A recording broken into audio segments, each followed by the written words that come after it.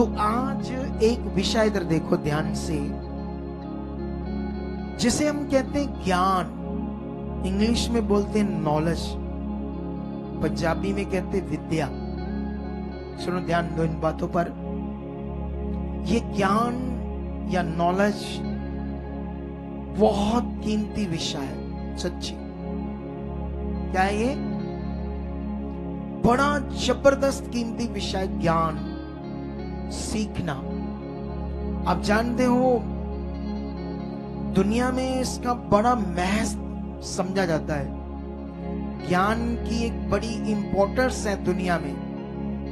अब लोग इस ज्ञान को प्राप्त करने के लिए शिष्य बनते हैं, बड़ी मेहनत करते हैं, किताबें लेते हैं, किताबें खरीदते हैं, उसे रात दिन पढ़ते हैं ज्ञान इकट्ठा करने के लिए। ज्ञान दो तरह का है, एक शारीरिक, एक स्पिरिचुअल। कितनों को बात समझ आ रही? एक शारीरिक ज्ञान होता है जिसको दुनिया सीखने के लिए वो भी फायदा देता है शारीरिक दुनिया में, उन्हें बड़ा व्यक्ति बनाता है, किसी को साइंटिस्ट बनाता है, कोई फिलोसोफर बनता है, कोई साइकोलॉजिकली शिक्षा का अध्ययन करता है।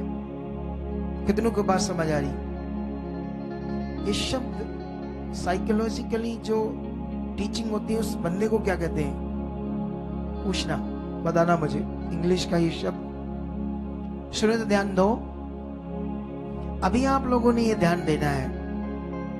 और लोग उन सब चीजों को, उस ज्ञान को प्राप्त करने के लिए कितनी मेहनत करते हैं, करते हैं या नहीं करते? दुनिया कितनी बुक्स पढ़ते हैं, कितनी स्ट्रगल करते हैं। एक बाबा था, उसका नाम था, अगला शब्द थोड़ा सा भूल गया, एक शब्द तो मुझे याद है, ओशो। ओशो, लेकिन रवीश ओशो में भी ऐसा नाम था उसका। वो इतना एजुकेटेड था, किसी यूनिवर्सिटी में प्रोफेसर था वो, लेकिन तब उसने वो छोड़ दिया, जॉब छोड़ दी अपनी, पता नहीं लाखों रुपए महीने की। फिर उसने धार्मिक किताबों का अध्ययन करना शुरू किया।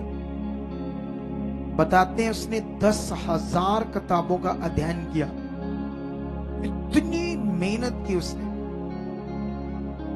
हमारे देश वालों ने उसे निकाल दिया, इंडिया वालों ने। वो अमेरिका की एक जगह पर जाकर बस गया। और लोग कहते हैं कि जब वो बात करता था ना, तो उसकी आंख ऐसे बात करता था तो लोग उसकी ओर खींचे चले आते थे। उसकी शिक्षा बड़ी गलत थी कुछ बातों में, अब मैं यहां बताने का टाइम नहीं है। वो कहता था भक्ति जो है, भक्ति ये आम लोगों की चीज नहीं है, जाओ काम दाम करो, पैसा कमाओ, फिर भक्ति करने आना। वो ऐसे कहता था, कहता रिच लोगों की चीज है। उसका अपना दिमाग था, उसको पैसे चाहिए थे दुनिया से। वो एक बंदा था जिसके पास 90 कारें थी, रॉयल रॉयस कारें थी 90, और एक कार की कीमत जानते कितनी थी? 100 करोड़। इतनी कारें थी उसके पास, उस बंदे के पास। क्या दुष्ट शैतान उसे इस्तेमाल कर रहा था, लेकिन अपनी नॉलेज तरीकों से उसने दुनिया को, गोरों को अपने पीछे लगा लिया था।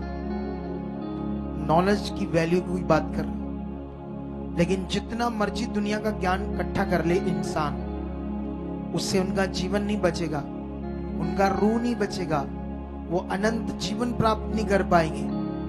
लेकिन यहां जो ज्ञान है ये इतना कीमती है, इतनी वैल्यू है इसकी, कुछ आम लोग इसे समझ नहीं पा रहे, उतना दर्जा, उतनी इंपॉर्टेंस नहीं दे पा रहे इसे अभी लोग। उतना जो इस ज्ञान का बड़ा महत्व है, जो कीमती है, उस तरफ उसे समझ नहीं पा रहे कुछ लोग। वो वैल्यू देना उसको कैसे समझ आती है? अभी हम गवाहियां सुन रहे थे, और जब गवाहियां सुन रहे तो यहां पर क्या हुआ था, कुछ लोग प्रभु में थे, वो 15 साल में थे, यीशु को छोड़ने वाले थे। इसका मतलब यीशु में भी वो ज्ञान जो जीवन बचाता उनके पास नहीं था, इसीलिए यीशु को छोड़ने वाले थे। अरे पसली बढ़ गई, नाड़ी बढ़ गई, पता नहीं क्या बढ़ गया, ऑपरेशन बताया डॉक्टरों ने, वो तकलीफ से मर रही थी, कितने सालों से ट्रीटमेंट करा रही थी, अक कर बेटे से, घर से, बीमारियों से यीशु को भी छोड़ने वाली थी।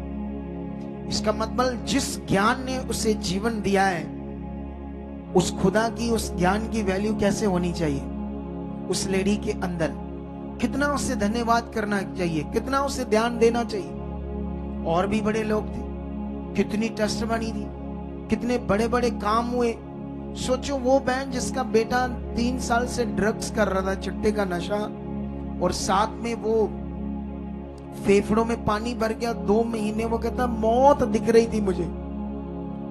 इधर उधर गए बाबाओं के पास, धार्मिकता की, छुटकारा नहीं आया।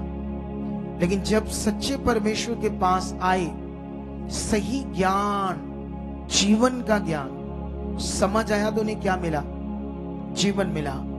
तो इसकी एक बड़ी वैल्यू है हमारे पास। हालेलुया। तो क्या इस वैल्यू को पकड़कर आप चलना चाहते हो?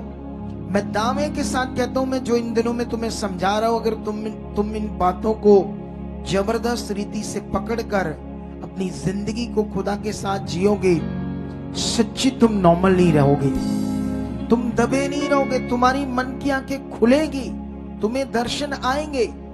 कितनों को बात समझ आ रही? तुम्हें दर्शन आएंगे। पता नहीं, मुझे कोई बता रहा था बंदा कि वो आपका विरोध कर रहे थे, फिर परमेश्वर ने उन्हें दर्शन दिया, मेरा ही, फिर उनका जाकर मन बना, नहीं तो वो तो जीवन नरक जी रहे थे। कितनों को बात समझ आ रही? क्योंकि शैतान को प्रॉब्लम है मुझसे, और जो परमेश्वर ने मेरे ऊपर प्रकट किया उन चीजों से, उन ज्ञान की बातों से। लेकिन तुम्हें तगड़ा होना है, तुम्हें बढ़ना है। अंगीकार जो है आपका मुंह का, यह आपके लिए एक महत्वपूर्ण पॉइंट है। परमेश्वर मेरा मन खुल चुका, मैं बढ़ रहा हूं प्रार्थनाओं में, बुद्धि में, समझ में, हर आज्ञाकारी, हर वचन तेरा पूरा कर रहा हूं। बस आप बोलते जाओ, बाकी काम खुदा का वो कैसे तुम्हें खोल देगा, तुम्हारे मन को, बुद्धि को, समझ को, और तुम बढ़ जाओगे।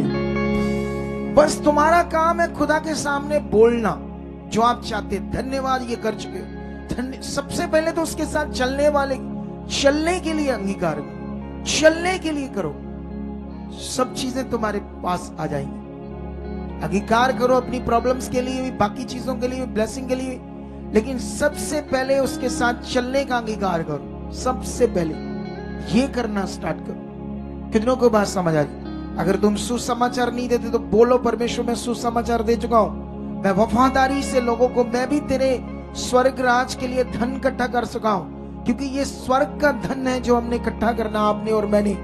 ये मिनिस्ट्री ना तो मेरी है ना आपकी है, पर्सनली हमारी किसी की नहीं है, खुदा की है। इससे मैं भी एक सेवक हूं, आप भी इस मिनिस्ट्री का हिस्सा है। हम सब मिलकर एक इस मिनिस्ट्री के एक दर्शन को पूरा कर रहे हैं, खुदा के किंगडम के लिए हम जी रहे हैं। कितनों को बात समझ आ रही? इसी तरह इन सेवकों के अंदर भी मन होना चाहिए, हमें इतने स्पिरिचुअल तरीके से चलना है।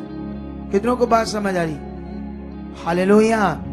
और मेरा फेथ है कि जब इन बातों को तुम पकड़कर चलोगे तो तुम्हारी जिंदगी में बड़ा कुछ अच्छा होगा।